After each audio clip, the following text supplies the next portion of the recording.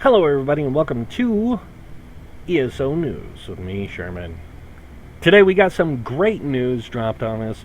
I would show you guys, but I don't want to get in trouble for any copyright infringement or anything like that. I already got into trouble once today. I don't need to get it again. But here's the news. We just got done with the E3 press conference at for Bethesda, and they showed off a bunch of new stuff. And one of the things they showed is 2 new DLCs coming to Elder Scrolls Online: The Future After Morrowind. And I have to say that it's surprising. Yes, it was surprising. Am I excited? Of course. Anytime that that an MMO announces the content releases of new stuff, of course I'm going to get excited. And I hope that next E3 Bethesda does the same thing, because it would be awesome.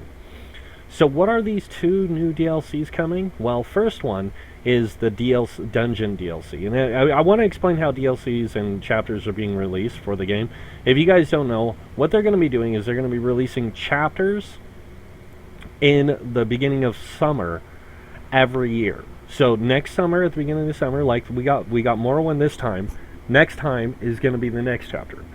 After that, in August sometime, we're going to get another DLC, the first DLC. And that's going to be a dungeon DLC. And then after that, sometime in the winter time or holiday season, we are going to get the next DLC, which is going to be a smaller DLC, very similar to like the Thieves Guild or the Dark Brotherhood. Orsinium and Craglorn could have been they could go back and say, hey, you know what, these were our initial ideas for chapters, but we didn't call them chapters, we called them DLCs at the time because we hadn't designed chapters yet. And I think that's what they did, was the intention of those 2 was to be chapters. Now, everyone knows Craglorn was something that everyone got for free and was added to the game after release. The Orsinium was the first major DLC to drop, and this was one of the largest DLCs to drop. Thieves Guild and Dark Brotherhood were both very small. Imperial City was a small one, and so was the Hist. The Hist was the first dungeon DLC, and it introduced 2 new dungeons. Well, the next DLC coming out is Horns of the Reach. And this is going to be the dungeon DLC. It is going to have Bloodforge Root, I think, is the first name of one of them, the dungeons, and then the other one is Falkareth something or other. But both of them sounds really cool.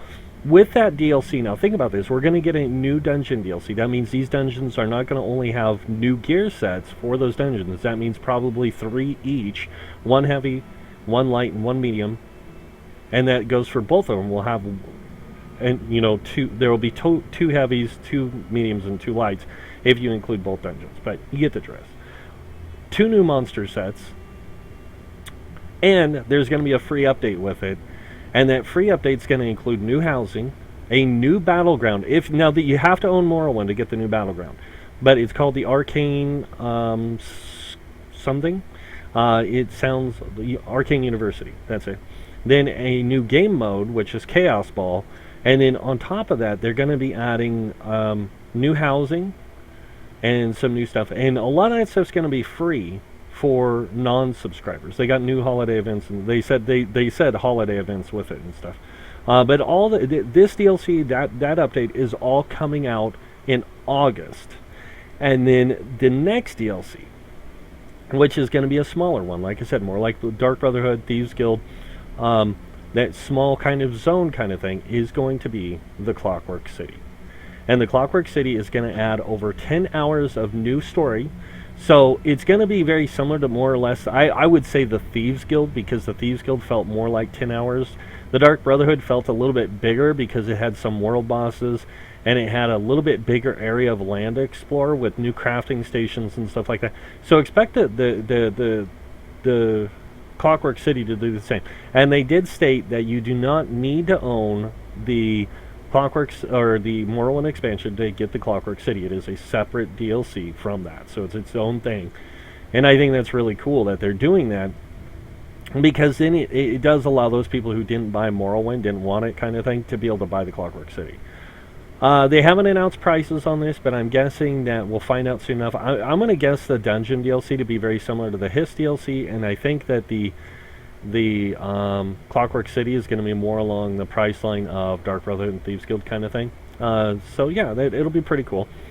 If you guys want, or none of you guys want, but if you guys check in the description below, I did put a link to the Bethesda website where they talk about this stuff, and you guys can go check it out for yourself. But here's the thing. I am super excited for these, because anytime that a developer announces new stuff for their game, usually we don't get the next information right away. It's like months out before we get that information. In fact, I wasn't expecting to get any information on the DLCs or even hear about the DLCs until like the end of next month, the end of July, beginning of August, because the next DLC is going to be dropping around that time. That's what I was expecting. I wasn't expecting it so soon.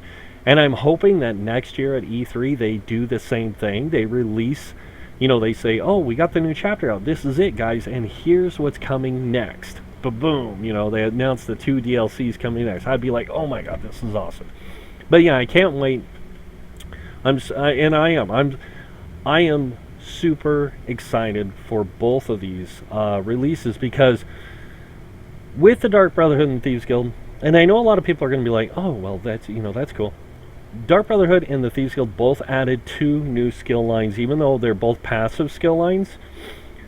I wouldn't be surprised if the Clockwork City doesn't do the same. Now, if anyone doesn't know, I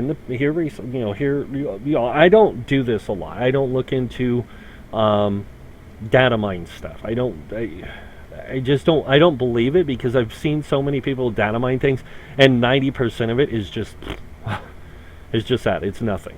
So I wouldn't be surprised though if the next in the Clockwork City update we don't get a new skill set.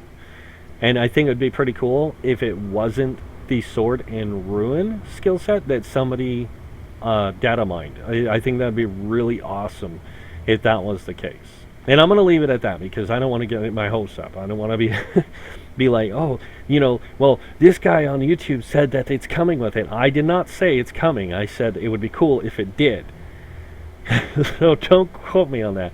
But I do think that it's something that's really exciting, and I'm really excited for it. So yeah, super awesome information there, and it could be pretty cool. So that is it though for this video, guys. I know it was kind of a short video and I just kind of rambled some stuff off, but check the description below. Go look at this stuff yourself. There's also a trailer there for it, and you guys can see the video footage of these 2 things, the Horns of the Breach and the Clockwork City. I cannot imagine what those 2 places are going to be, or those 2 things are going to be like. I'm just super stoked. And like I said, and that's it for this video. So you guys enjoyed this video, hit that like button. If you guys want to see more videos by me, you can hit that subscribe button, which both would be greatly appreciated. Other than that, I want to thank you all for watching. Until next time, have a wonderful day, and I will see you all later. Bye.